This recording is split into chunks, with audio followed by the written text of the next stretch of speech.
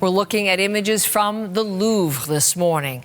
The famous Paris museum open for visitors again for the first time since the brazen, I love that word, brazen daytime jewelry heist on Sunday morning.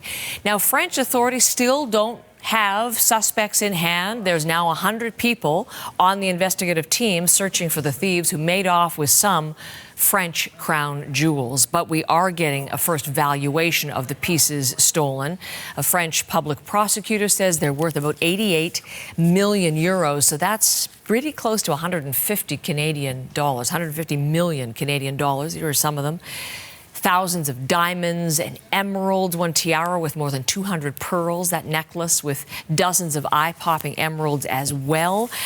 And we have been fascinated by this, as the world has. So looking forward to this conversation with our guest this morning. Robert Wittman is a former senior FBI investigator and the founder of the FBI National Art Crime Team. He's in New York this morning. Mr. Wittman, welcome to our program. Thank you, Heather. It's great to be here. Some have dubbed this the heist of the century. Is that an appropriate description? Do you agree? Well, I wouldn't say it's the heist. Maybe the heist of the decade. Or okay. the Well, we'll lower expectations, yeah. but it's still pretty made for television. It's still pretty spectacular. What stands out in this most for you? You know, I think that there's two aspects to this crime. The first aspect was the way it was planned out. Somebody, maybe one of the four individuals that we know at this point were involved, had some great ideas. I mean, they cased the gallery. They knew what they were looking for. They set this all up, rented or bought the materials to get in, and they really planned it out well. But the second aspect is a little bit different.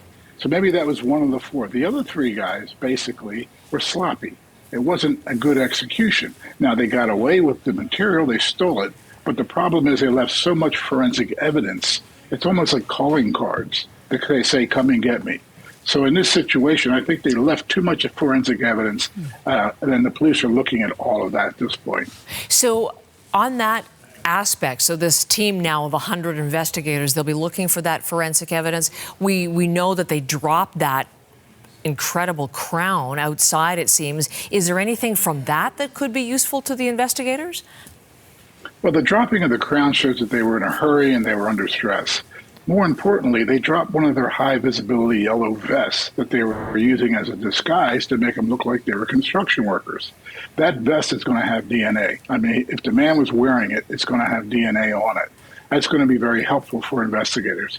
Also, the equipment they left behind has registration numbers. The truck actually has a vehicle identification number on it.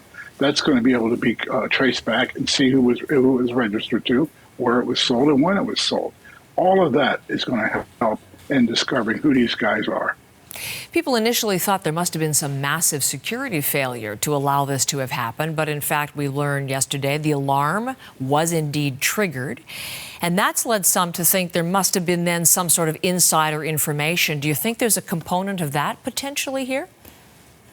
Well, when I was with the FBI, I was there for 20 years, and I did art theft investigations, recovered about $300 million worth of stolen art and cultural property from 20 countries. We did research into museum thefts, and what we found was about 89% of museum thefts have some type of insider component. That doesn't mean that they were conspiratorial. It means maybe somebody was speaking out of turn, maybe somebody said something that was overheard, but 89% of the time there was some sort of insider component. In this case, I'm not so sure, because as you said, the alarms did go off. 5 guards did respond, and they were there, but they're not trained to get into shootouts or take people down. They're trained for visitor experience. So it's not the kind of training that the guards normally get.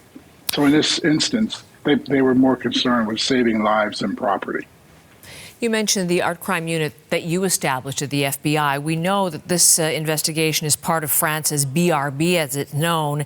Brigade de répression du banditisme is the official word in French, but BRB will go with that, the anti-crime unit. Tell us a little bit about that. I know you're well familiar with it, what it is and how it will approach this investigation. You know, I worked with them in Paris. I worked with the OCBC, which is the art crime team in Paris as well. And by the way, I love the way you said the name. I can only say BRB.